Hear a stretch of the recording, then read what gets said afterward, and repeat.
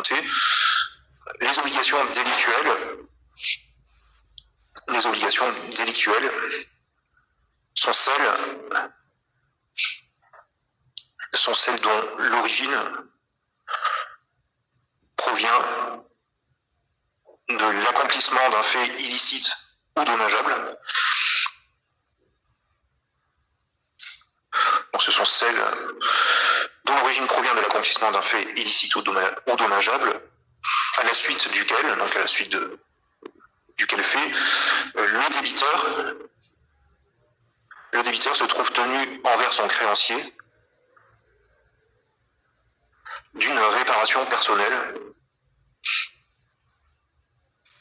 à la suite duquel le débiteur se trouve tenu envers son créancier d'une réparation personnelle qui prend le plus souvent la forme d'une somme d'argent.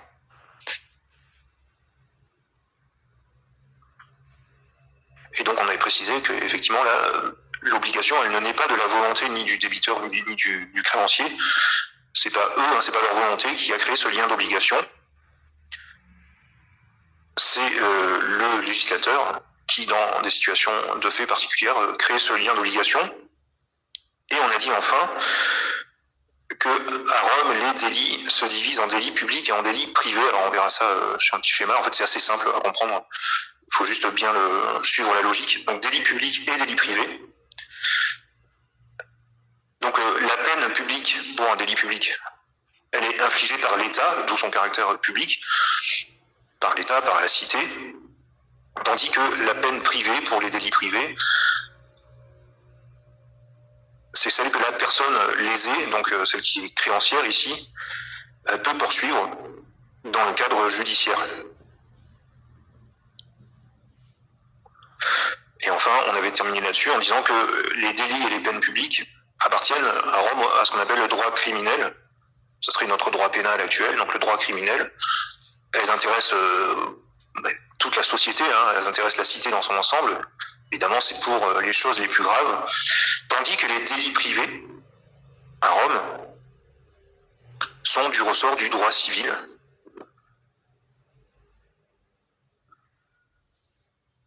Et ils produisent une obligation en réparation du dommage causé,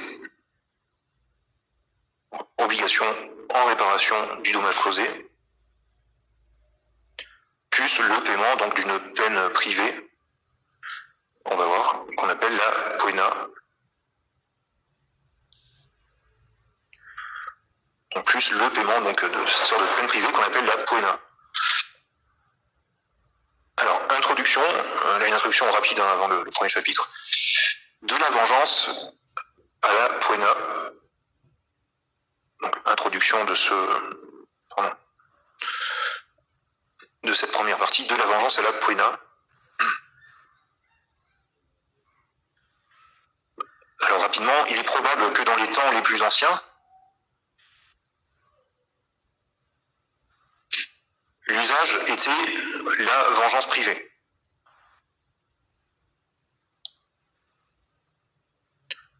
En d'autres termes, on se venge directement sur la personne qui nous a causé un tort.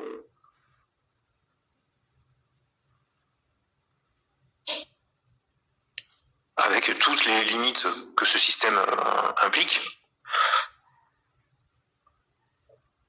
Déjà, la vengeance privée, elle est réservée qu'aux forts. Si vous êtes faible, vous n'avez pas les moyens de vous venger contre celui qui vous a causé un tort. Donc cette vengeance, elle est réservée à ceux qui ont les moyens de se venger. C'est pas le cas de tout le monde. Et ensuite, évidemment, les vengeances privées entraînent un cycle sans fin de réponses et de violence. On va se venger d'une vengeance, etc. C'est sans fin, surtout que dans ces sociétés. Donc un cycle sans fin de violence. Surtout que dans ces sociétés antiques, anciennes, la structure est clanique en fait. C'est toute une famille au sens élargi qui va se venger contre une autre. Donc, ça implique beaucoup de monde.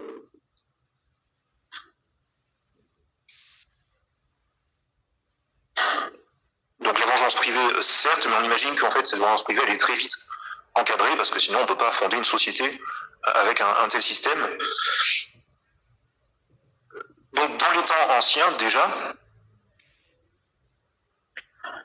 la cité va prendre en charge certains cas particuliers. On va les sortir de la vengeance privée. Donc la cité va prendre en charge certains cas particuliers, notamment les crimes les plus graves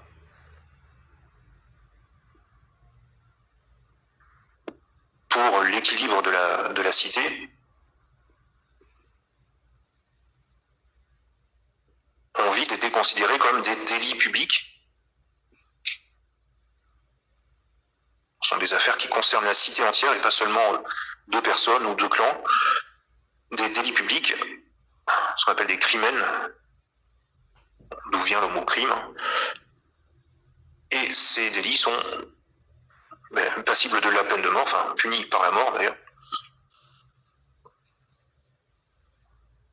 Les crimes, effectivement, les plus graves sont punis par la mort. Donc, parmi ces crimes, on a le meurtre d'un homme libre. Parce qu'on verra, c'est différent pour les esclaves, etc. Bon, le meurtre d'un homme libre, le parricide. Le parricide, alors là, c'est très grave à Rome. Puisqu'à Rome, le père de famille, il a une autorité très grande sur sa famille, le pater familias. Et donc, le tuer, ça revient là aussi à presque faire un coup d'état dans sa propre famille, c'est extrêmement grave. On a aussi le faux, donc la fausse monnaie par exemple, qui est condamné, donc puni de mort.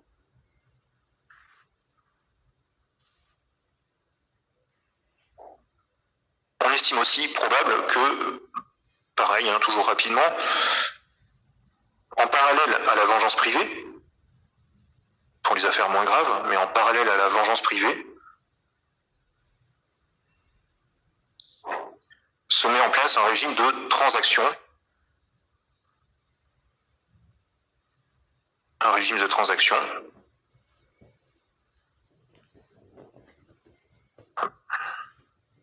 Donc c'est-à-dire que le coupable du délit ou sa famille au sens large, son clan, vont offrir quelque chose à la victime en guise de dédommagement.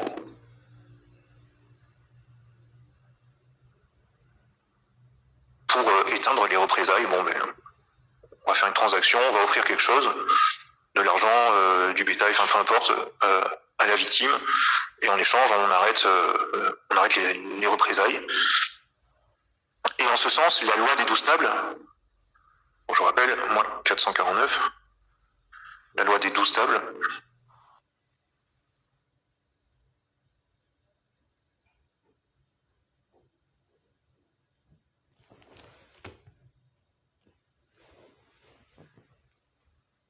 constitue une véritable avancée.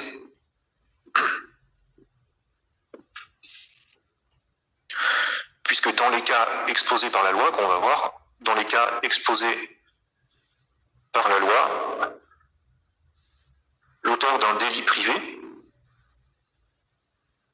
donc on n'est pas dans le domaine criminel, public, mais l'auteur d'un délit privé devra verser à la victime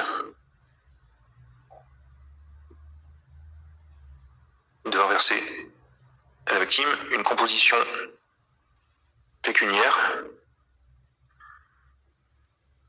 donc en argent, appelée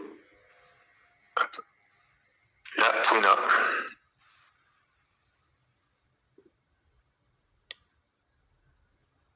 Donc cette poena, elle fait office de transaction, c'est un peu le même principe, sauf que là c'est une transaction en argent, une composition en argent, mais désormais elle est obligatoire dans les cas fixés par la loi. Si vous êtes coupable de tel délit, vous devrez tel poena à la victime. C'est la loi qui le prévoit. Donc comment ça marche concrètement? Désormais la victime d'un délit privé, on va en voir plusieurs cas, la victime d'un délit privé doit agir en justice pour faire condamner son adversaire. Bien sûr, il faut prouver ce qui s'est passé pour faire condamner son adversaire et pour obtenir réparation du dommage subi.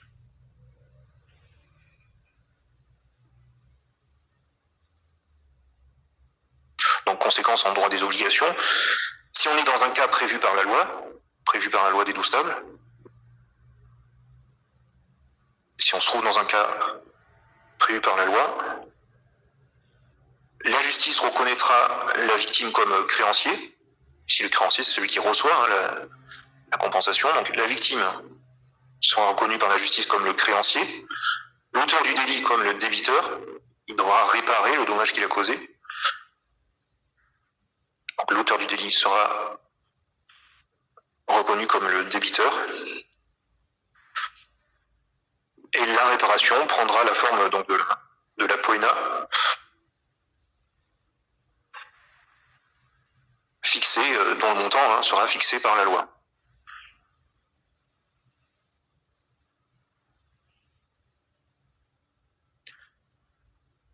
Donc, mécanisme simple. Alors, cette action en justice, on l'appelle une action pénale. Alors, il ne faut pas confondre avec nos termes actuels. Action pénale. Pourquoi? Parce que elle aboutit au prononcé d'une poena. Ça vient de là. Action pénale qui aboutit au prononcé d'une poena. Mais on n'est pas ici, encore une fois, dans le cadre du délit public, du crime qui est condamné par la mort. Ici, on est dans une autre type d'action. Et d'ailleurs, cette action pénale, elle n'est pas toujours seule. Elle n'est pas exclusive de tout autre type d'action.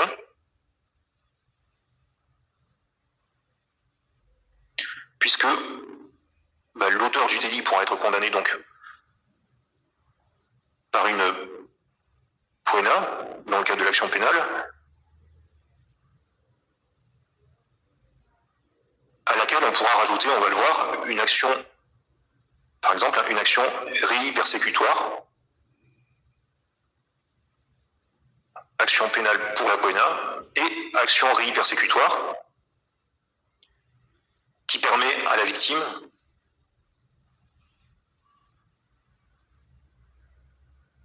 d'obtenir la réintégration dans son patrimoine. Je prends un exemple simple après. Donc la réintégration dans son patrimoine de quelque chose qui n'aurait jamais dû en sortir.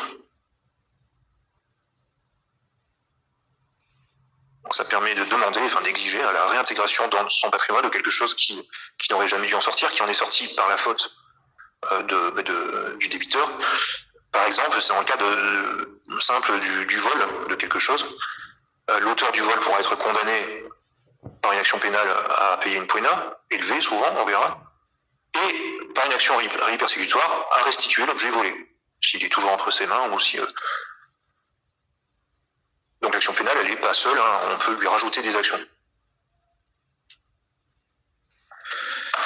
Alors sur la poena, quelques particularités, pour finir cette intro.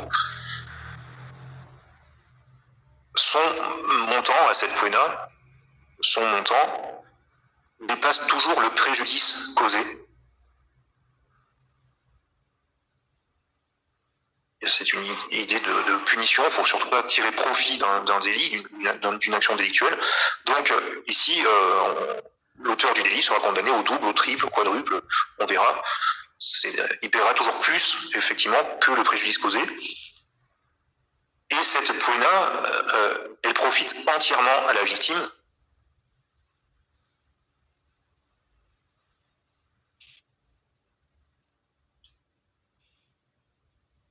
Contrairement à l'amende,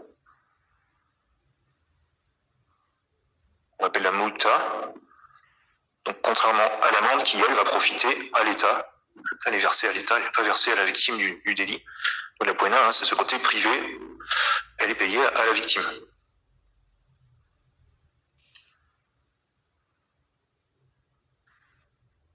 Alors, ce tableau que je pense que je mettrai sur l'espace Clair Online, c'est un tableau des obligations donc, qui naissent d'un délit, avec donc la définition du délit, fait préjudiciable à autrui, réprimé par une loi. Ces délits peuvent être publics, dans ce cas ils sont poursuivis par l'État, on a vu c'est les cas les plus graves, le cas des crimènes, ou privés, donc ils sont poursuivis que par la personne qui en a été victime. Et donc dans ces délits privés, ils aboutissent donc à une action privée pour obtenir réparation. Cette action privée, c'est notamment l'action pénale pour obtenir la poena, la condamnation pécuniaire. Et il y a 4 délits privés, ceux qu'on va voir maintenant, l'injure, le vol et tout ce qui est assimilé, les délits de la loi Aquilia et enfin les quasi-délits. Donc dans cette partie-là, on va étudier ces 4 cas en simplifiant un peu dans certaines circonstances. Alors chapitre 1, l'injure, donc premier cas de délit privé, l'injure.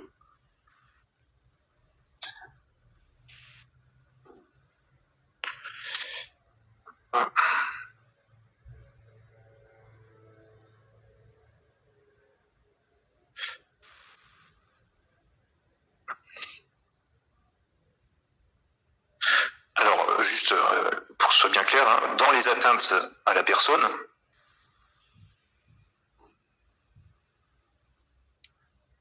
le meurtre et le parricide, on l'a vu, sont des crimènes. Le meurtre, le parricide, ce sont des crimènes. Des délits publics punis de mort, la peine la plus grave. Et ils appartiennent, pour les Romains, à ce qu'ils appellent le droit criminel. En dehors de ces cas-là d'atteinte à la personne, tout à l'heure on a vu, il y a les faux aussi, mais les faux, ça ne porte pas atteinte à la personne, ça porte atteinte à l'économie. Donc au-delà du meurtre, au-delà du parricide, presque toutes les autres atteintes à la personne d'un individu libre, presque toutes les autres atteintes à la personne, alors la personne d'un individu libre, on verra c'est important, sont regroupées sous le nom d'injuria, enfin, d'injure.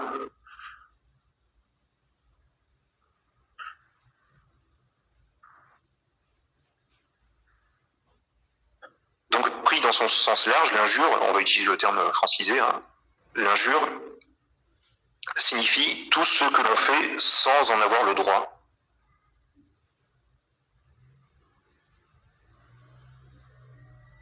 Tout ce que l'on fait à autrui hein, sans en avoir le droit. Donc ce sont ces comportements qui atteignent d'abord la victime physiquement,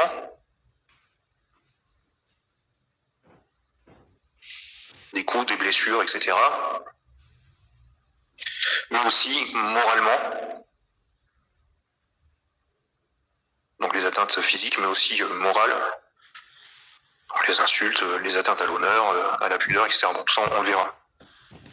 Donc bien sûr, cette notion d'injure, elle évolue dans le temps, elle se perfectionne avec le temps, et elle ne regroupe pas exactement les mêmes choses en fonction de l'époque dont on parle.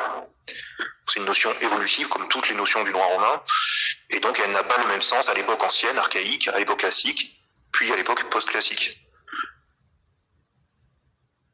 Donc section 1, l'injure dans le droit archaïque. Là, je vous renvoie à ce qu'on a fait dans cette longue intro hein, pour voir les droits archaïques, hein, ce que ça recoupe d'un point de vue temporel. Donc l'injure dans le droit archaïque. Alors, à l'époque archaïque, la loi des 12 tables,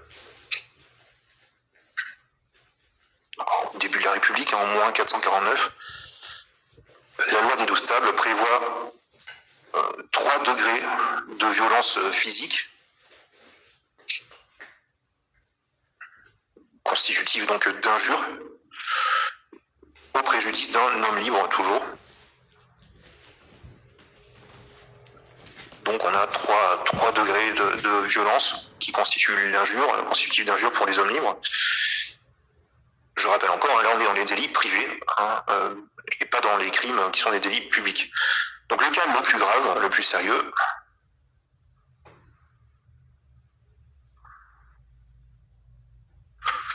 donc le membrum ruptum,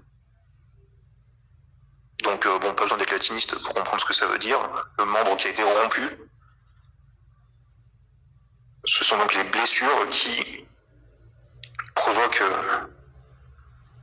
une lésion durable et possiblement irréversible de la victime.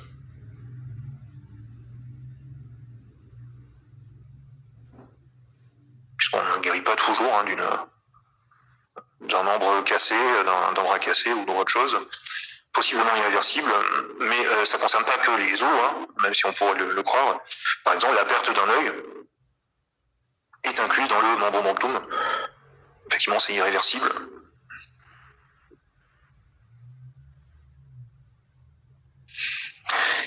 La sanction dans ce cas, c'est ce qu'on appelle la loi du talion.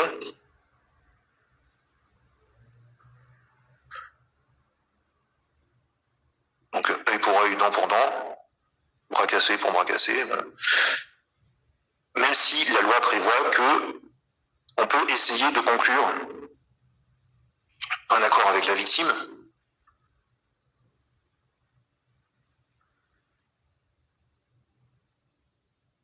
et donc offrir une composition en guise de réparation. La loi incite d'ailleurs à composer. C'est pas une obligation, mais c'est incité. Et là, alors un mot, parce qu'en fait on fait pas d'histoire du droit pénal, enfin vous en ferez peut-être plus tard si vous choisissez l'option, mais un mot qui est important, quand même, déjà cette incitation à composer, c'est propre à la loi du talion. Dans toutes les sociétés dans lesquelles on trouve anciennes, dans lesquelles on a cette loi du talion, on a toujours une incitation à composer. Donc à ne pas se venger, faire subir la même chose, mais plutôt à demander une composition. Donc la composition privée, elle est intégrée dans la logique de la loi du talion. Et d'ailleurs, des recherches récentes, alors là, qui me dépassent un peu, parce que c'est vraiment la philologie et des éléments voilà, sur lesquels je ne travaille pas, mais tendent à montrer que la loi du talion, on l'a sans doute mal comprise pendant longtemps, puisque selon certaines retraductions, au lieu de dire œil pour œil, comme on l'a traduit, c'est plutôt pour un œil, le prix d'un œil. C'est des recherches plus récentes, hein, c'est pas encore, c'est très discuté chez les historiens, mais ça serait pas œil pour œil, dent pour dent, mais pour un œil, le prix d'un œil, pour une dent, le prix d'une dent. Donc ça implique une composition. Ça implique pas que vous allez crever l'œil de celui qui vous a crevé l'œil, mais que vous allez lui exiger le prix, la réparation de cet œil. Bon, en tout cas, membrane rectum, c'est grave, hein, et effectivement, même si on paie une composition, elle sera forcément très élevée. Parce que vous entraînez une incapacité à quelqu'un, évidemment, c'est quelque chose de très grave. On a le deuxième cas, le cas intermédiaire, pardon. Alors, je vous l'écris d'abord et je dis après, parce que je ne sais pas faire deux choses à la fois.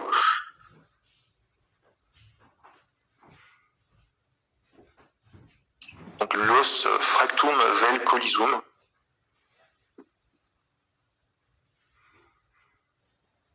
Donc on peut traduire par l'os fracturé ou luxé.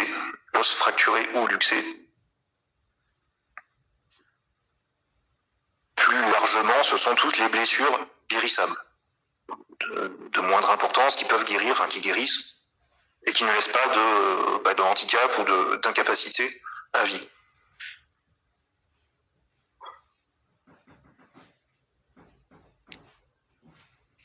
Donc ici, la sanction, c'est plus la loi du talion, c'est une peine fixe, une poena qui est fixée par la loi. Elle n'est plus à la décision de la victime, hein, c'est la loi qui la fixe. Elle sera de 300 as, donc unité monétaire de l'époque, 300 as si la victime est un homme libre,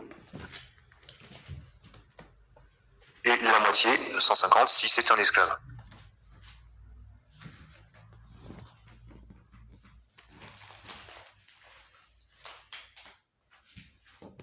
Donc qui, à l'époque de la loi du Stade, représente des sommes importantes, quand même. Enfin, on a l'injuria, dans le cas le plus léger, l'injure, au sens de la blessure la plus légère. Ce sont les violences qui n'entraînent pas de lésions corporelles, ou des lésions très minimes, hein, un petit bleu, quelque chose comme ça. Mais ça reste des violences, bien sûr. Donc des violences qui n'entraînent pas de lésions corporelles et qui sont sanctionnées par une peine fixe là de 25 as. Donc là aussi c'est systématique, elle n'est pas discutée ni négociée.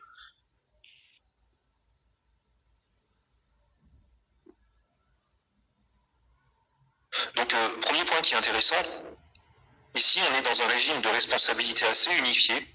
On prend des grandes catégories, si vous voulez, 3 grandes catégories dans lesquelles on peut mettre tout un tas de blessures, de coups, on passe vite les classer dedans. Et donc ça permet aux Romains de ne pas multiplier à l'infini les cas.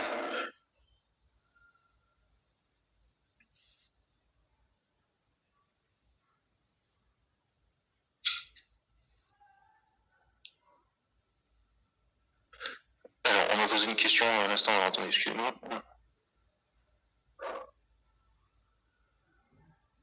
Alors, je répondrai à vos questions un peu plus tard, on va en parler bien sûr. Donc, il n'y a pas de problème. Pareil, si on ne peut pas payer la PONA, on va voir ce que ça implique. Alors, ce que je veux dire surtout, ces 3 cas permettent de regrouper tout un tas de violences et de blessures. Et on n'est pas dans un cas similaire au Code d'Hammurabi, donc lui qui est publié bien avant, par le roi de Babylone, en moins 1750, quelque chose comme ça. Ce Code d'Hammurabi, lui, en fait, il prévoyait dans ces questions-là une infinité de violences, de délits, etc. Donc si vous cassez le bras droit d'un droitier, si vous arrachez l'œil, si vous faites ceci, cela. Et donc on avait une liste infinie de cas auxquels on a sorti une sanction. Là, c'est quand même un peu plus organisé, puisqu'on peut assez vite définir si on est dans le premier, le deuxième ou le troisième cas. C'est plus rapide et plus simple. Alors, ces 3 délits sont également unifiés, dans le sens où ce sont des délits volontaires. Il y a une intention de nuire.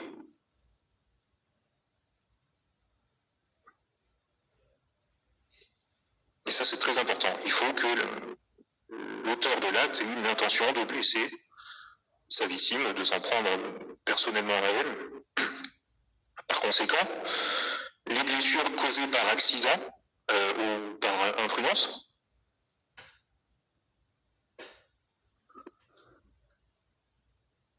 donc les blessures causées par accident ou par imprudence, donc les blessures involontaires, n'entrent pas dans le cadre de l'injure.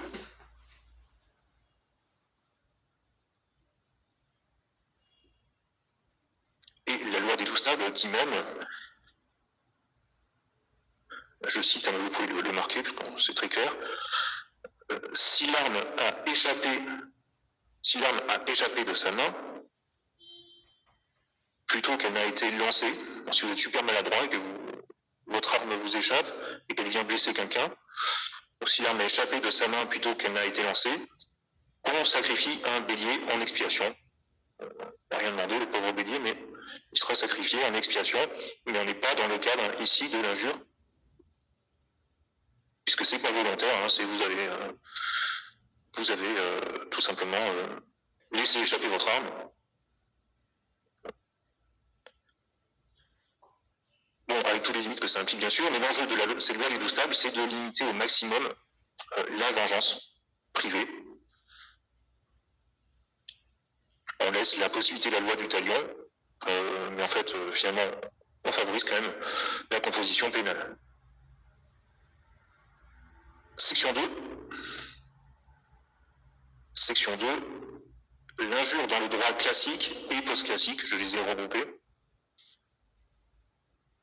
Donc on a vu dans la période la plus ancienne, maintenant, l'injure dans le droit classique et post-classique.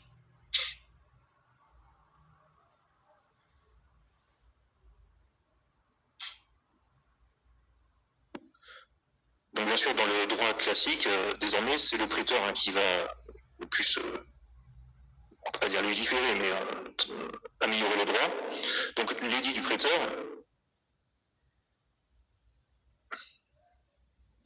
va élargir le champ des violences légères.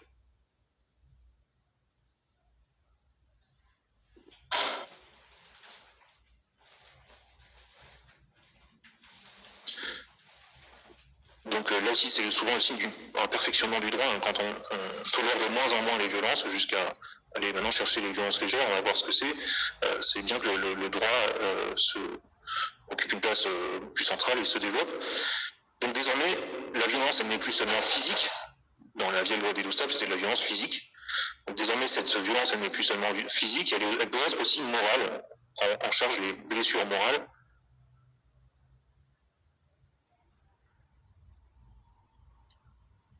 c'est-à-dire les affronts, les insultes, les écrits diffamatoires, les outrages à la pudeur,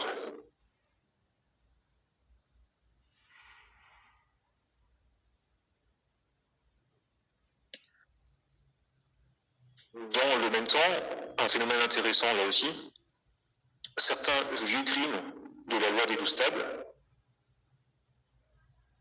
certains vieux crimes de la loi des 12 tables, qui ressortaient du domaine quasi religieux, sont désormais relégués au rang inférieur d'injures. Vous allez voir ce que c'est. Dans la loi des 12 tables, on avait des crimes, une catégorie un peu à part de crimes qui relevaient de la religion. Et donc les crimes, ce sont des délits publics, bien plus graves que les délits pénaux. Et le préteur, finalement, va les faire baisser en rang. Ils seront moins importants, ils vont rejoindre le rang des injures. Alors je donne un exemple ici, c'est celui des personnes qui lancent des maléfices. Des maléfices, des charmes mauvais.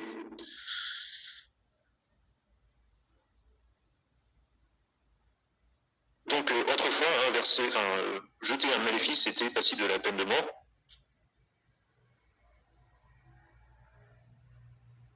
Et à l'époque classique, ça devient une variété de l'injure verbale. C'est toujours pas bien, ça se fait pas.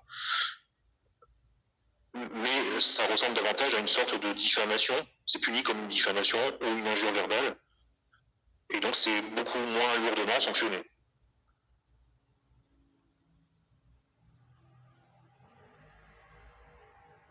Donc là, c'est intéressant aussi, on va faire baisser en intensité certains crimes qui étaient jugés comme très graves quelques siècles auparavant, qui sont jugés comme mineurs à l'époque classique. La doctrine, donc les jurisconsultes, je le réécris parce que je le vois tellement écrit de toutes les façons possibles. Donc la doctrine, les jurisconsultes, ces spécialistes du droit qui écrivent sur le droit, vont également étendre les cas d'injure. Vous savez qu'à l'époque, un bon jurisconsulte, ce qu'il écrit a valeur juridique, à force de droit. Donc ils vont aussi interpréter et étendre le domaine des injures. Donc par exemple, il y aura injure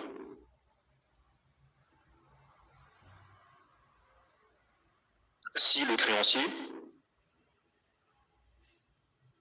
s'adresse d'abord aux cautions.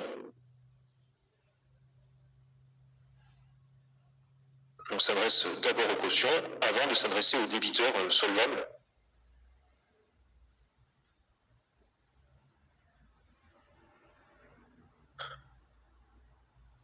Donc le débiteur pour aller au plus vite, il s'adresse à la caution qui sait être solvable et qui paiera sans problème, avant d'aller d'abord essayer de récupérer sa créance auprès du débiteur. Donc là, dans ce cas, la caution pourra estimer qu'il y a une injure envers lui. C'est pas lui de payer d'abord, il ne s'est qu'engagé en tant que caution. Ce sera d'abord au débiteur de faire tous les efforts pour payer. Alors plus intéressant, les jurisconsultes vont estimer qu'il y a injure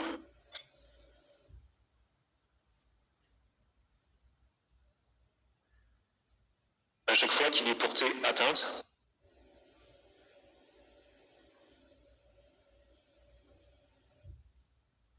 à ce qu'on appellerait aujourd'hui un droit fondamental.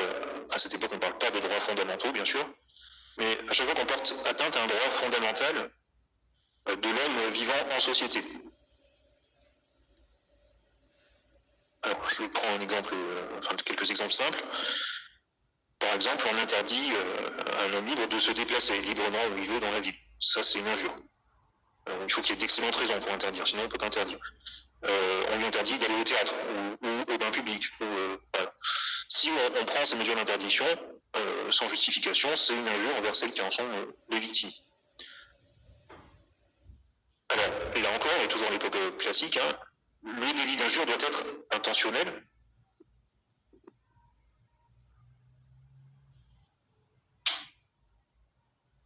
On dit qu'il doit être fait dolo malo, c'est-à-dire avec l'intention de nuire à autrui.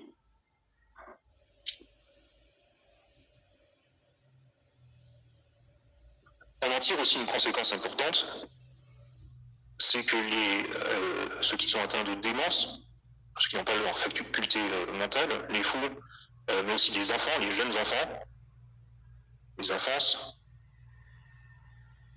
et le terme est resté en droit civil, vous l'avez peut-être vu l'année dernière, quand on parle des très jeunes enfants, on parle toujours de l'enfance, c'est le terme romain. Donc eux, ils n'ont pas le discernement suffisant pour agir mal, et donc ils ne peuvent pas commettre le délit d'injure. Il manque l'élément intentionnel.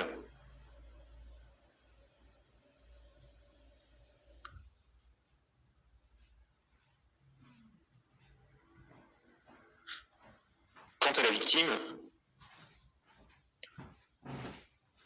le plus souvent, elle est la personne directement visée par l'injure. Naturellement, ça c'est la victime évidente. La victime, c'est la personne directement visée par l'injure. Mais par exception, ça peut aussi être la personne qui détient la puissance sur la personne injuriée.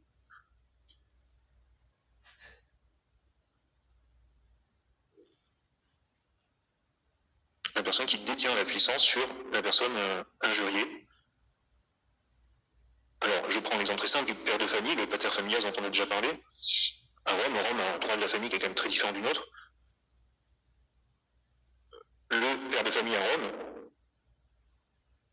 il détient la puissance sur ses enfants, y compris lorsqu'ils sont majeurs. Donc ses enfants sont sous sa puissance. Idem pour sa femme.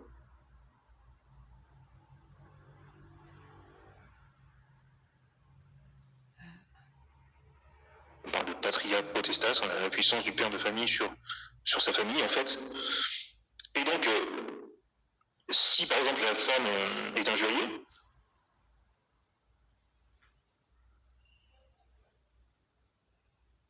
le père de famille pourra obtenir une poena, au même titre que bien sûr son épouse qui a été injuriée. Ça sera double poena pour l'épouse et pour le chef de famille. Pareil pour les enfants bien sûr. Alors le système est tel que ça peut aller très loin. Une injure faite à une femme mariée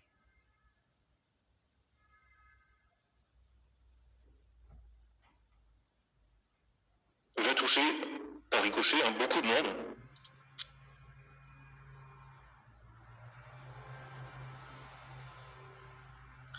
D'abord la femme injuriée, évidemment, naturellement, d'abord elle, donc il y aura une poena à payer pour elle, son mari, mais aussi le père, s'il est encore vivant, le père de la femme, ainsi que son beau-père. Ça fait 4 personnes auxquelles il faut payer quelque chose, une poena. Alors vous en avez injurié qu'une seule, mais vous prenez le lot. Donc tout ça vient de cette patria potestas, on ne rentre pas dans les détails, mais effectivement la femme mariée en fait est sous la puissance de son mari, toujours de son père et même de son beau-père, donc ça fait beaucoup de monde. Alors le cas particulier de l'esclave, l'injure n'est pas subie par l'esclave mais par son maître.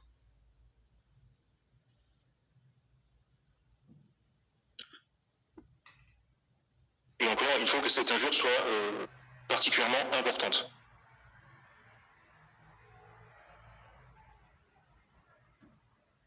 Puisque un simple coup de poing, enfin qui n'aurait pas de conséquences physiques, un simple coup de poing ou un simple affront envers l'esclave n'engage pas le maître dans l'injure. Il faut vraiment que l'injure soit importante.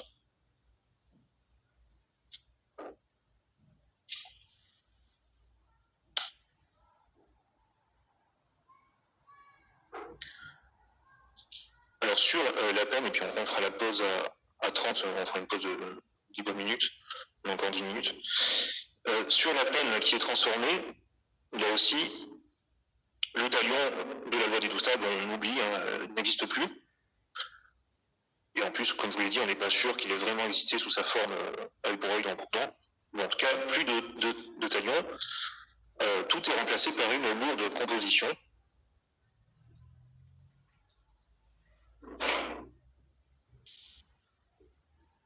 Le problème aussi, c'est que la monnaie romaine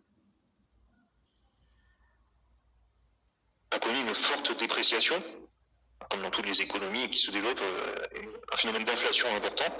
Donc, forte dépréciation qui rend les peines fixes de la loi des 12 tables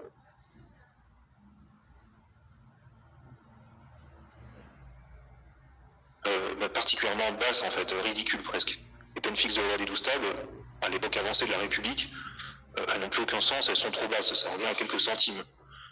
Donc là, on a un témoignage intéressant, je vous le cite parce que je le trouve amusant.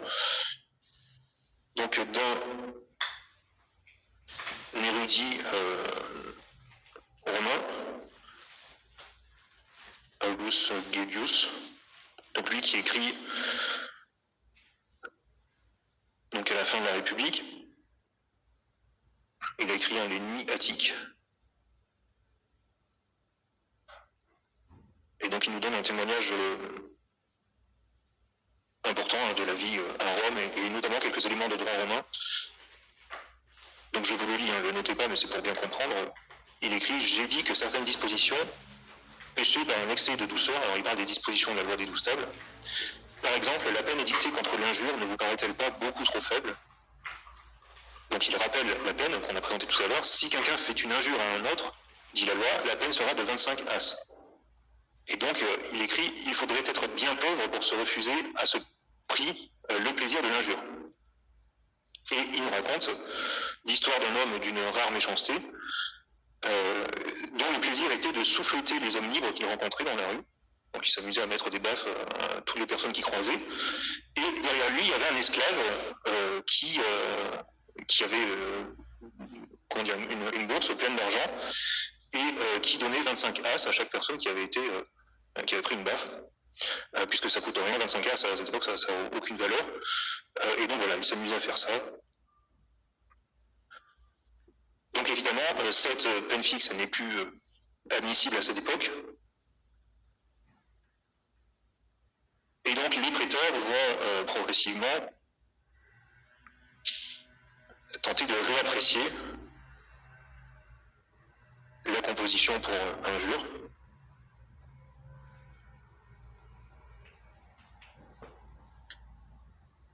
Une nouvelle action va apparaître. On parlera toujours des actions que les préteurs mettent en place.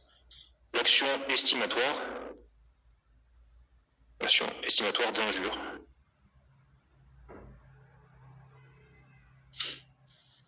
Donc c'est le préteur qui va délivrer cette action estimatoire d'injure.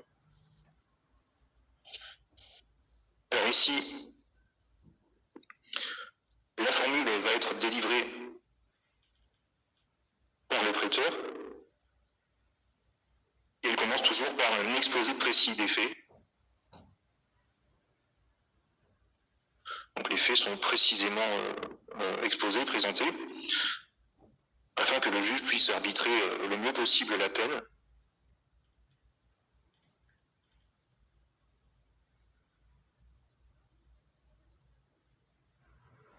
Et donc dans la deuxième phase, lorsqu'on passe devant le juge, vous vous souvenez, il y a deux phases, devant le préteur d'abord, puis devant le juge,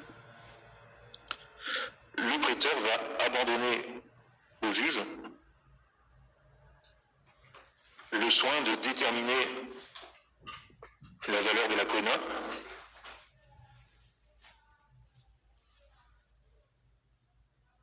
pour chaque espèce, donc chaque situation a ses particularités. Donc le juge devra déterminer la valeur de la poena pour chaque espèce, avec deux guides, deux limites quand même. Il doit la déterminer en équité, une notion qui commence à apparaître à l'époque classique, la notion d'équité, et aussi sur la base de la taxation.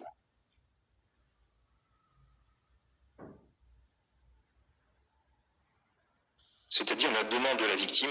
La victime peut faire une demande, je demande d'être indemnisé à temps pour ce que j'ai subi. Donc il prend cette demande, cette taxation, il l'estime en équité. Il ne pourra jamais dépasser le montant. Il ne pourra jamais dépasser le montant de cette taxation. Taxation, je me corrige tout seul. Donc il ne pourra jamais aller au-delà de ce qu'avait demandé la victime. Donc la victime, il ne faut pas qu'elle demande trop bas non plus, bien sûr. Il pourra aller en dessous.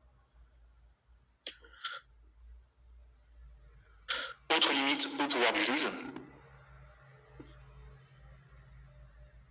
Si l'injure est qualifiée d'atroce, alors c'est atrox en latin, si l'injure est qualifiée d'atroce, donc si elle est particulièrement grave, le prêteur, dans cette condition,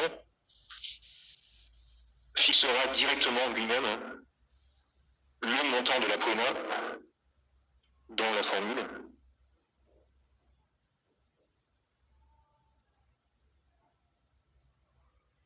Dans ce cas, c'est pas le juge qui l'estimera, c'est le prêteur qui prend les choses en main, il fixe le montant.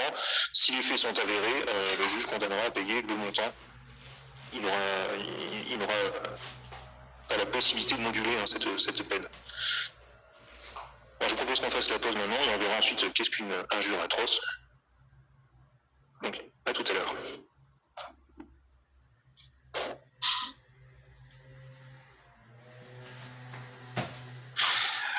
Allez, on reprend.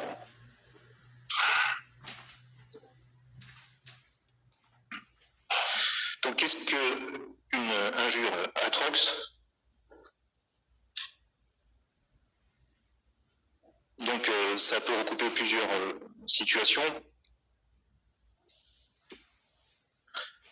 Alors, par exemple, c'est si on a été blessé ou si on a même reçu des coups de bâton, le fait d'utiliser un bâton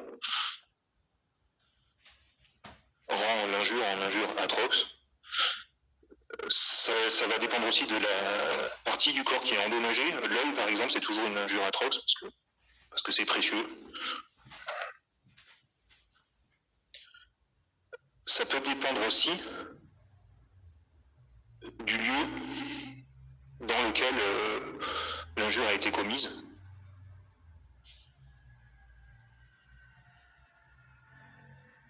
Par exemple au théâtre ou sur le forum, en place publique en fait, là où il y a des témoins, là où la scène fait scandale, ou alors carrément en présence du prêteur.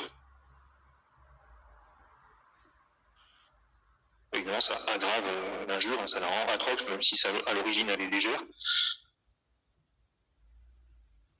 Enfin, ça va dépendre aussi de la qualité de la personne, sa qualité, son statut en fait. Donc par exemple, insulter un magistrat, c'est-à-dire un consul, un prêteur, un magistrat qui serait insulté ou un sénateur qui serait insulté par une milice persona, par une personne humble, modeste, ça rend l'injure atroce, encore plus grave. Un magistrat, un sénateur qui serait insulté par une personne de basse extraction, ça rendrait l'injure encore plus grave. Idem, un père qui est injurié par son fils.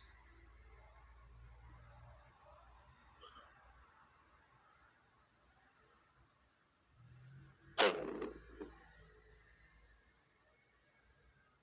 Cette action estimatoire d'injure,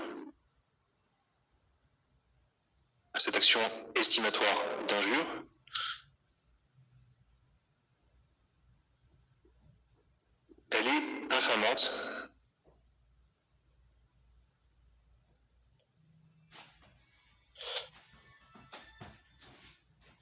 Action infamante. Alors, on en parlera souvent de ces actions infamantes. Qu'est-ce que ça signifie? Ça veut dire que le coupable, celui qui va être condamné,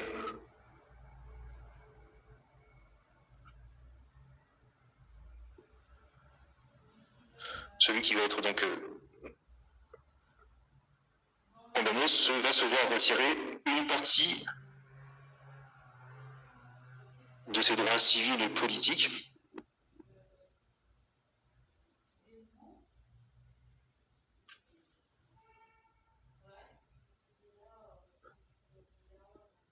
Donc c'est grave à Rome et on verra un peu plus comment ça fonctionne. En gros, on va réduire la personnalité juridique de l'infâme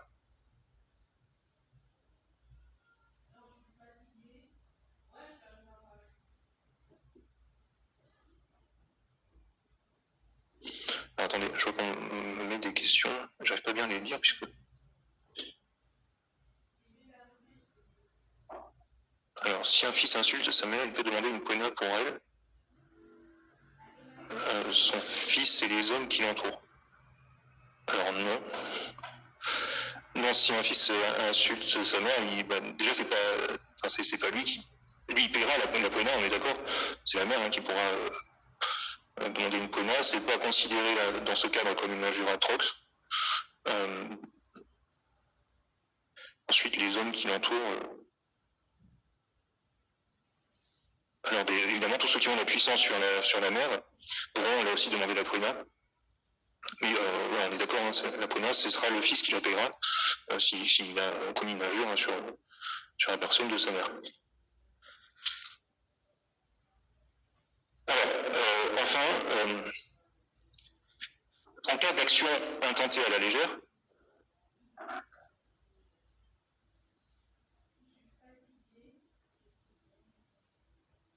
le plaideur un peu trop téméraire, celui qui plaide pour tout et pour rien, il pourra être condamné à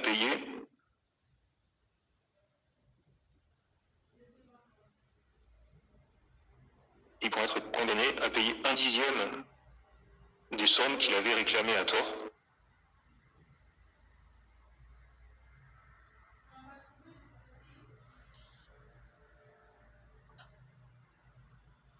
Donc c'est pour éviter aussi qu'on abuse de cette action estimatoire d'injure. Alors cette action, enfin, cette action est prescrite au bout d'un an, donc il faut agir vite.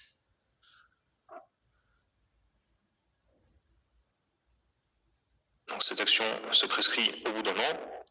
Elle s'éteint à la mort du coupable ou de la victime.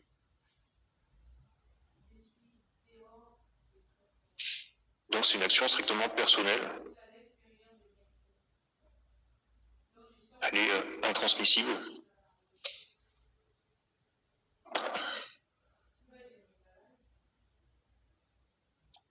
Alors, je vous mettrai aussi sur Caroline le tableau des injures à travers le temps. Je l'avais fait, j'avais complètement oublié. Alors enfin, à l'époque classique, là aussi c'est un progrès. Cette action estimatoire d'injure, elle peut être exercée contre l'auteur de l'injure, directement bien sûr, contre l'auteur de l'injure,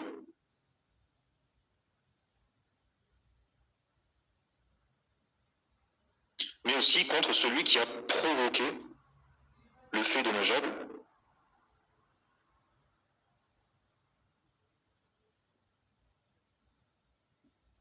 Alors qu'est-ce qu'on entend par là? On en a une explication dans les instituts. Donc n'est pas seulement coupable celui qui frappe, par exemple dans le cadre d'une violence physique, n'est pas seulement coupable d'injure celui qui fait l'acte de frapper, mais est également coupable de ce délit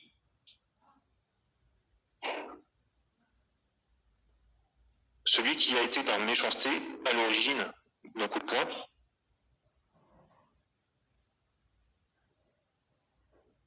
Ou celui qui agit par l'intermédiaire d'un autre, qui ne se salit pas les mains, pour prendre une expression triviale. Donc celui qui agit par l'intermédiaire d'un autre, donc celui qui a commandité un coup de poing, qui ne l'a pas lui-même donné, mais qui en est à l'origine, au moins qu'il a pensé, il est aussi passible de ces mêmes poursuites, puisqu'il est à l'origine en fait de l'injure, même si c'est pas lui qui a donné le coup de poing. Le dernier état de l'évolution de l'injure,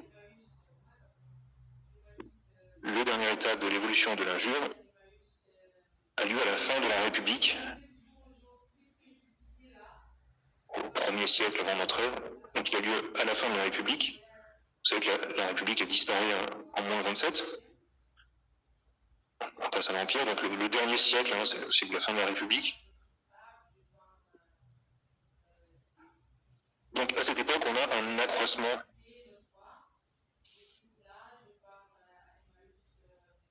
de la puissance de l'État.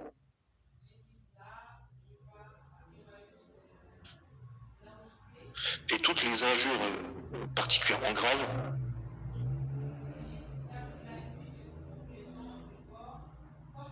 les injures particulièrement graves, qui étaient autrefois qualifiées de délits privés,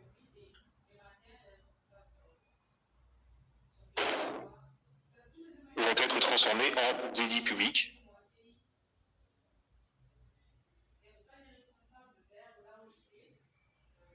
Transformés en délits publics, c'est-à-dire des délits qui portent atteinte à l'ordre public, à l'intérêt de l'État et de la cité tout entière. Alors pourquoi? Parce que, on l'a dit, l'État se renforce déjà, et on est dans un contexte de guerre civile.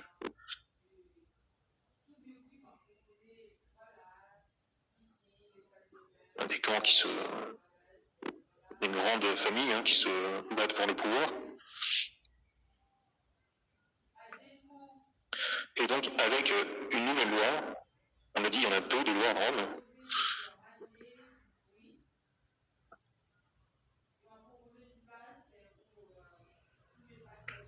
Je vous l'écris. Donc la loi Cornelia de moins 81. Désormais, les coups et blessures, ainsi que la violation de domicile,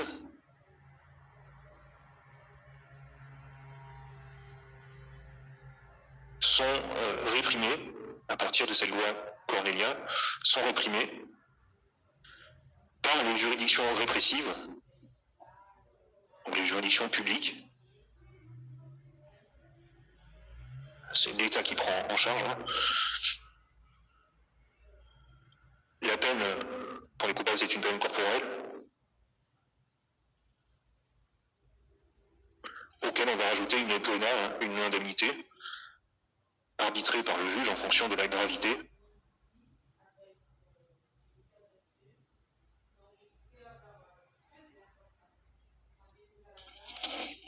Donc c'est vraiment une loi de transition. Alors pourquoi? Bon, déjà on estime que voilà, maintenant les coups, les blessures, les violations de domicile, parce qu'à l'époque le domicile comment dire, une violation de domicile, c'est assimilé à une violence privée. Par les Romains, le domicile c'est un endroit sacré, et donc violer un domicile c'est quelque chose de très grave.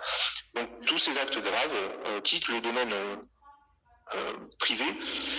Donc ce sont des délits publics désormais, ces injures graves, fin de la République, délit public, mais cette particularité, les poursuites demeurent privées. C'est à la victime d'aller poursuivre devant ces juridictions publiques.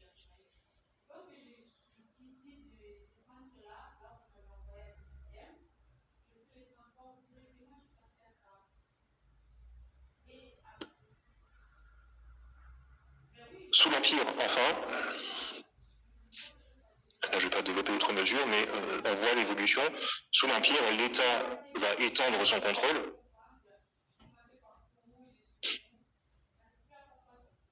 Et les cas d'injures publiques vont se multiplier.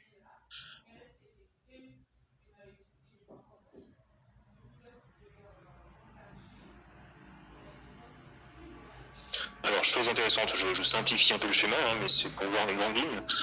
Les injures atroces, les injures graves, sont désormais poursuivies par les juridictions répressives de l'Empire, poursuivies par les juridictions répressives dans le cadre de la procédure extraordinaire dont on a parlé la semaine dernière. Donc, juridiction répressive de l'Empire dans le cadre de la procédure extraordinaire. C'est le même juge qui fait tout, l'instruction, etc., jusqu'à la condamnation. Mais en fait, très souvent, c'est là où je simplifie, la victime peut aussi choisir de préférer la voie civile.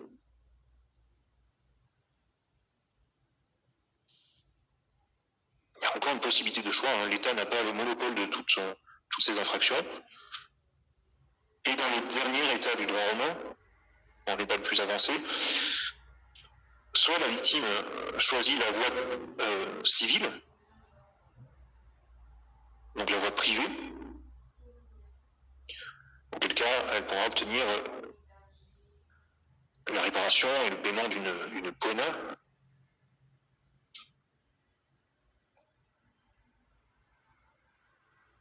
Soit la victime choisit la voie publique, la juridiction juridiction criminelle.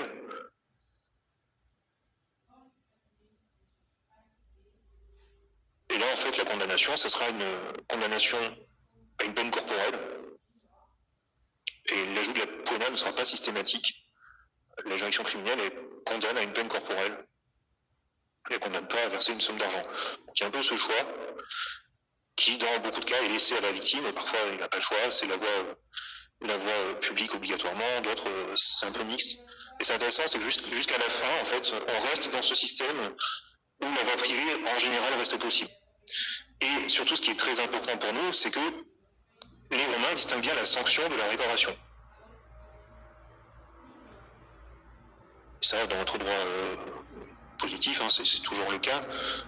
La sanction ici, c'est la juridiction publique qui va prononcer une peine corporelle. La réparation, c'est la voie civile, la voie privée. Donc c'est une peine privée, hein, le paiement donc, de cette poena. C'est deux choses différentes. Et à l'époque donc du Bas-Empire, hein, c'est devant deux juridictions différentes.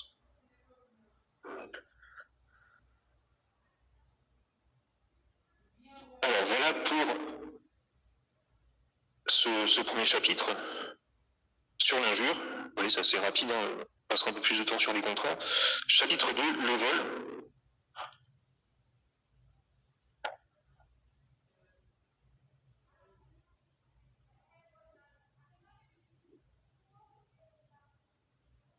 Chapitre 2, le vol. Alors, on me demande justement si une victime peut obtenir deux jugements, un jugement civil et un criminel. Alors, ça dépend en fait des cas. C'est pour ça que j'ai quand même simplifié un peu la chose, sans rentrer dans les détails, parce que parfois oui, parfois c'est pas possible. C'est pas une réponse très satisfaisante, mais ça va vraiment dépendre des cas, des époques aussi. Mais voilà, c'est parfois possible, effectivement. Donc d'avoir à la fois une condamnation du coupable à un châtiment corporel et une poena devant les juridictions privées civiles. Donc maintenant, au deuxième type de délit, le vol, chapitre 2.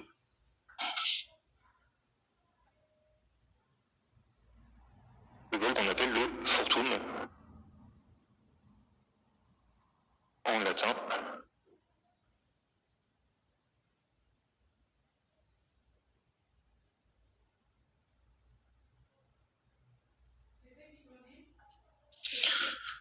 Alors, la traduction littérale par vol de ce mot furtum est insuffisante. C'est un peu plus complexe que ça.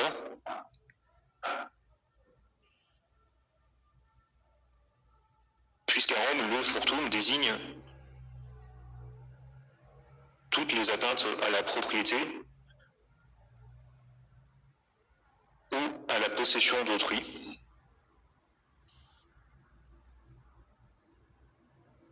Puisqu'on va voir, on peut aussi en Rome être possesseur de quelque chose sans en être le propriétaire, mais en avoir un droit de possession.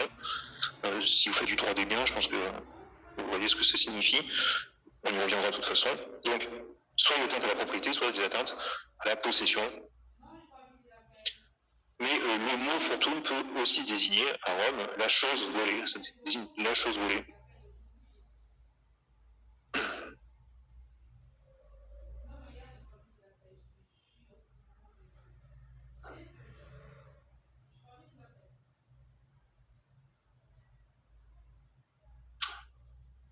Alors, il y a plusieurs origines, je vous cite juste ce passage que je trouve intéressant. L'Abéon, dont je reparlerai en troisième année si vous faites mon option. L'Abéon, pour lui, donc c'est un juriste, un célèbre juriste romain, l'Abéon. Il dit que le mot furtum dérive du mot fourveau, qui veut dire quelque chose d'obscur, de sombre.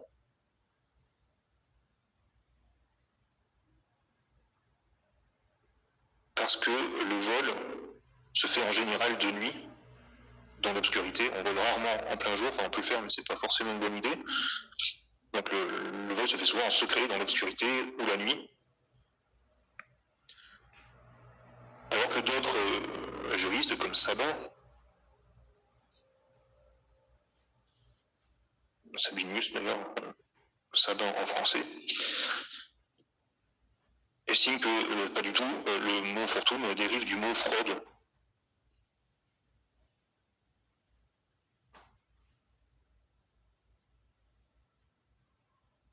Voilà, il y a déjà un débat sémantique à Rome, on ne va pas le régler aujourd'hui, mais c'est pour montrer que ça dérive de plusieurs mots, plusieurs origines possibles.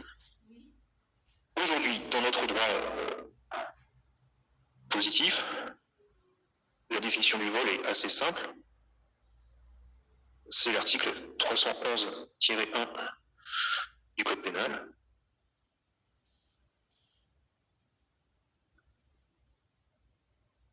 Le vol est la soustraction frauduleuse de la chose d'autrui.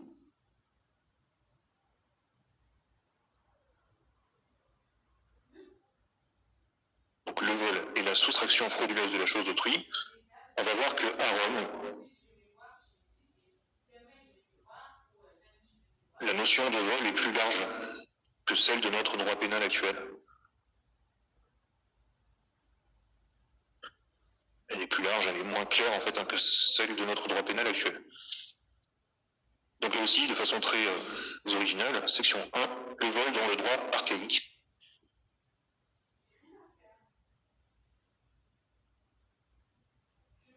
Ce cours ressemble à un cours de droit, hein. Il y a deux parties, il y a des subdivisions très prosaïques, hein. Je ne fais pas de la littérature. Donc le vol dans le droit archaïque, donc dans le droit le plus ancien. Alors dans son sens le plus ancien, il y a une chose volée, il y a fortune.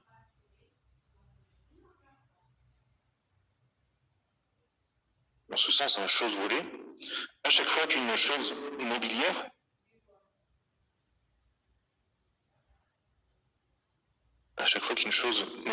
une res, c'est une chose, est soustraite à son patrimoine d'origine.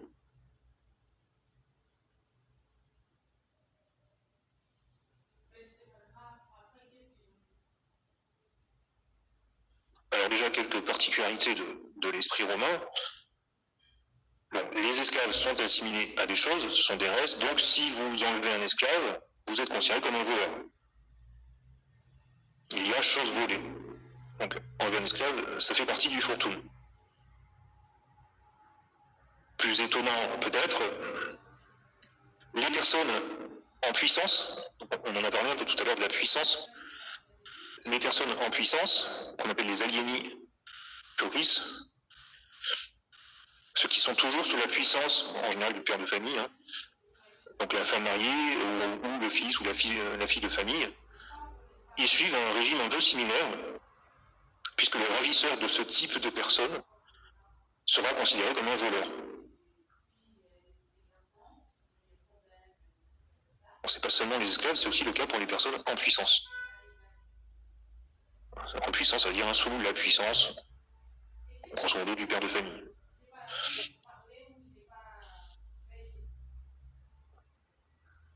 Alors, la loi des 12 tables, puisque c'est la référence pour cette période archaïque, la loi des 12 tables va distinguer selon les circonstances du vol. La loi des 12 tables distingue selon les circonstances du vol. Alors, le vol peut être manifeste, c'est-à-dire flagrant,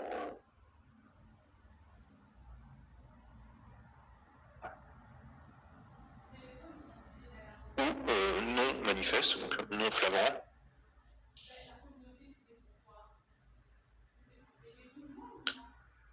Donc on va le voir, le vol manifeste, il est plus sévèrement puni que le vol non manifeste.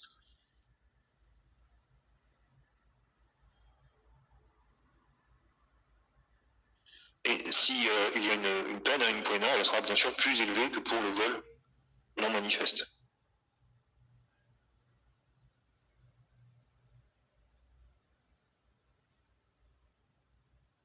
Enfin, on va le voir aussi, la loi des 12 tables prend en compte le cas du recel.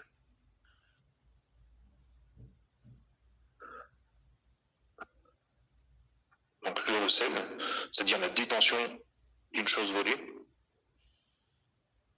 On va voir comment on traite le cas du recel. Et dans cette période ancienne, à l'origine, la poena pour un vol, pour le cas du Fortune, elle porte un nom spécifique qu'on appelle la noxa.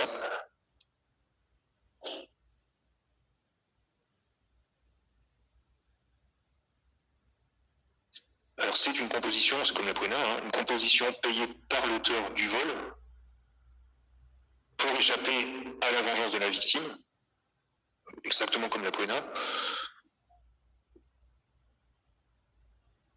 Composition payée par l'auteur du vol pour échapper à la vengeance de la victime, mais on va voir cette composition, elle prend la forme en fait presque d'une rançon.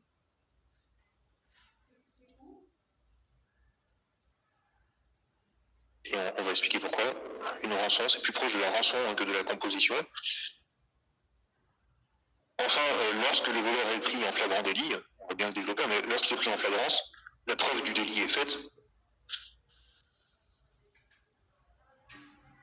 Donc, la victime du vol est en position de force.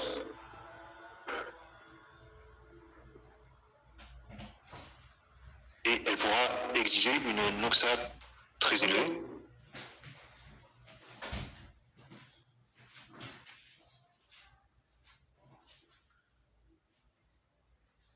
En revanche, on verra quand le voleur n'est pas pris sur le fait, c'est le vol non manifeste, lorsque le voleur n'est pas pris sur le fait, la preuve est plus délicate.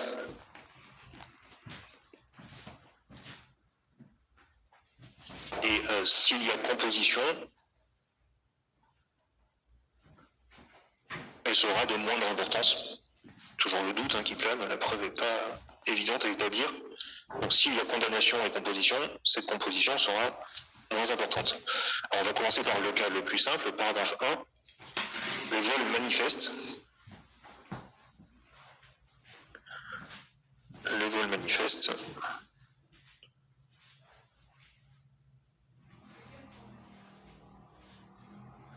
Donc il s'agit ici du vol pris en flagrance.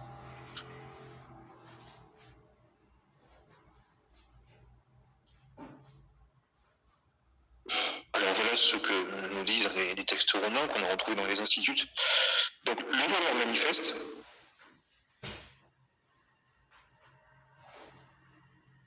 Le voleur manifeste, c'est celui qui est arrêté pendant qu'il est en train de commettre le vol. Bon, ça c'est la flagrance la plus évidente. Le voleur manifeste, c'est celui qui est arrêté en train de commettre le vol, dans l'action. Mais c'est aussi celui qui est arrêté à l'endroit où le vol a été commis.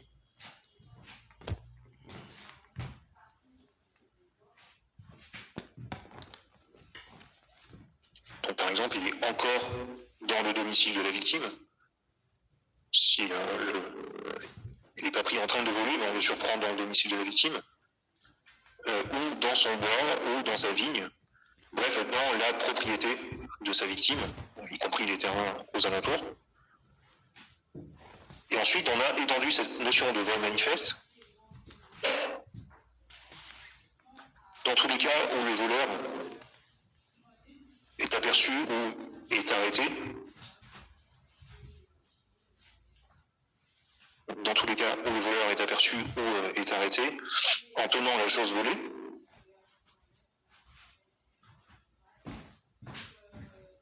Que ce soit dans un lieu public ou privé.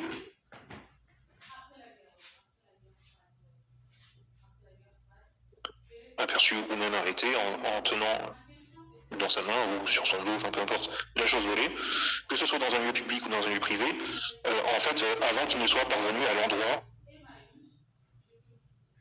où il avait l'intention de cacher son butin.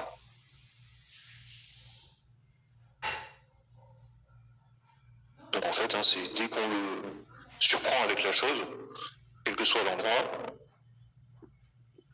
on est dans le cadre d'un vol manifeste.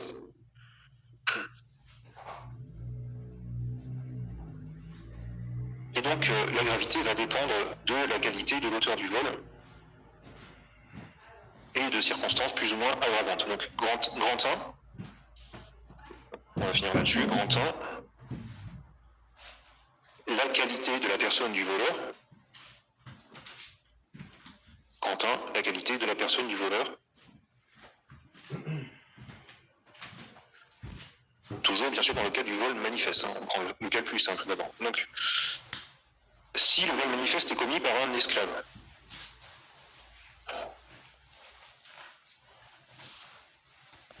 la victime s'empare de l'esclave et le conduit immédiatement devant le magistrat. Le magistrat, là encore une fois, au sens politique, pas le juge. Justement, on ne passe pas devant le juge dans ce cas. C'est souvent le consul, pour la période la plus ancienne, magistrat politique important. On va directement devant lui, on ne passe pas devant le juge. La procédure est expéditive, puisque la preuve est faite, elle a été prise en flagrance. Donc le magistrat, il ordonne aussitôt la peine des verges.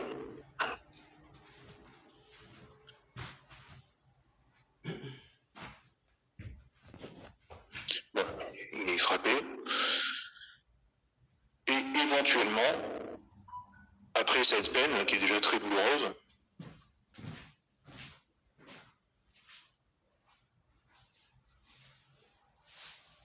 il peut choisir de faire jeter l'esclave du haut de la roche tarpéienne. La roche tarpéienne. Bon, bref, le jeter dans le vide, et bien sûr, c'est la peine de mort, l'esclave mort, évidemment. Donc, dans tous les cas, c'est expéditif et brutal. Si le vol manifeste est commis par un homme libre,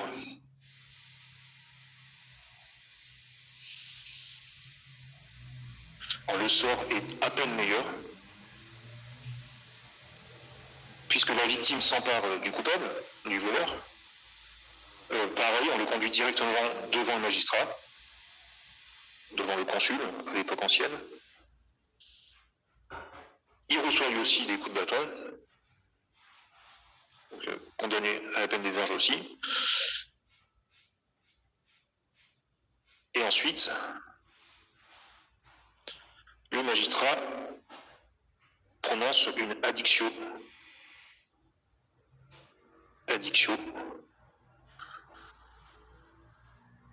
À l'encontre du coupable. Et donc en faveur de la victime. Alors qu'est-ce que c'est cette addictio? C'est attribuer quelqu'un à une autre personne.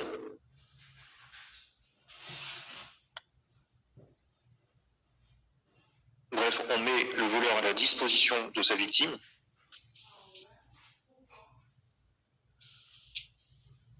Et vous vous souvenez, dans les maisons romaines à l'époque, chacun a sa petite prison privée. On peut mettre ses débiteurs. Donc là, le voleur sera mis en prison, parce que les prisons sont privées, dans la prison de sa victime. Donc l'addictus, celui qui subit l'addiction. L'addictus, le voleur, donc il perd bien sûr sa liberté. Et il peut même être vendu comme esclave, donc perdre sa personnalité juridique et devenir un esclave. Son seul moyen d'échapper à ce sort, qui est le pire presque, son seul moyen d'échapper à l'esclavage, à la mise en esclavage, c'est de proposer, alors souvent par l'intermédiaire d'un membre de sa famille, de proposer une rançon, donc la fameuse noxa. C'est pour ça que, à l'origine, c'est plus une rançon qu'une composition. Donc la noxa à sa victime. Et bien sûr, cette noxa sera très élevée, parce que faut que ça soit intéressant pour la victime. Et enfin, on est toujours à l'époque ancienne, dans le cadre d'un vol manifeste commis par un enfant.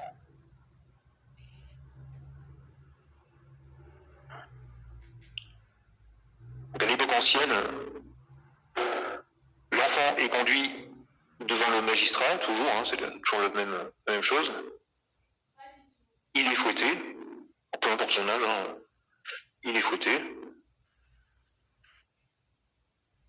Mais ensuite, quand même, il est rendu à ses parents qui vont être condamnés à payer le dommage causé.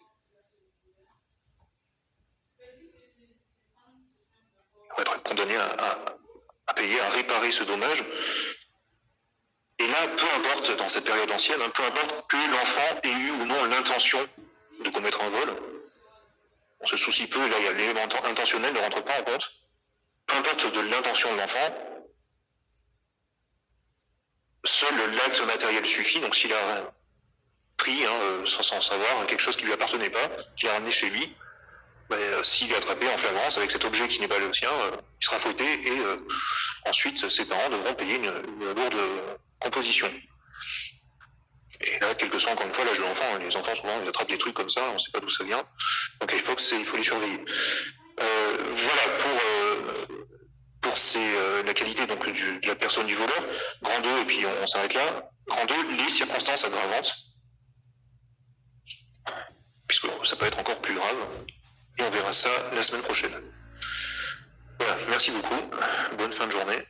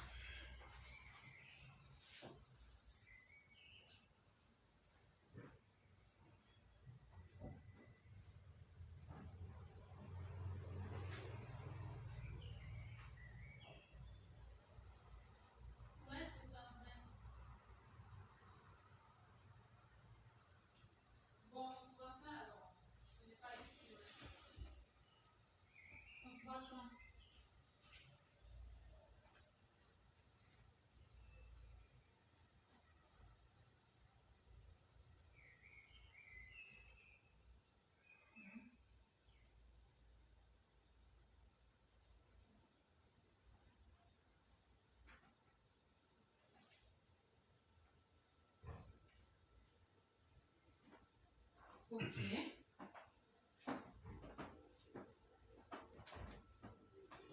Moi, qu'est-ce que tu essaies de me dire là? Quelle conclusion ça? C'est quelle conclusion que tu essaies de faire? Ben, c'est une conclusion que tu as fait à la fin. Moi, j'ai rien fait. Waouh!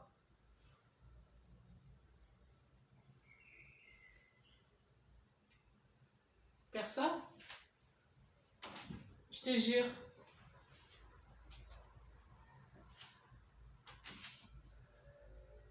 Oh, pourquoi?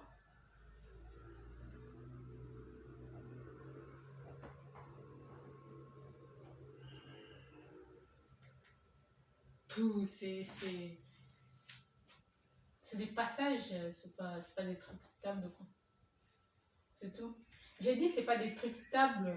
Je ne peux pas, je ne peux pas mettre ça dans ma tête, c'est tout. Je ne peux pas aussi confirmer que voilà, voilà, comme tu viens de me dire, impossible.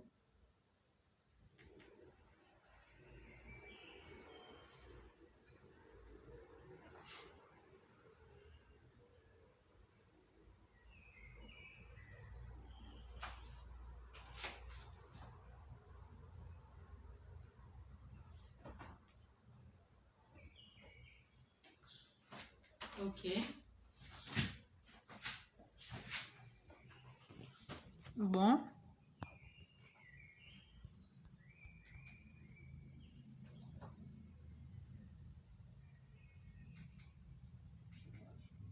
Ben, il est marié là. Voilà, ça c'est pas. Il est marié, il est avec des enfants. Tu penses que. C'est pas, Qu'est-ce ça c'est pas le problème. Il voulait quelque chose avec toi. Ben, je le verrai là. C'est normal, hein. Je le verrai, moi, je ne suis pas là pour chercher je ne sais pas quoi.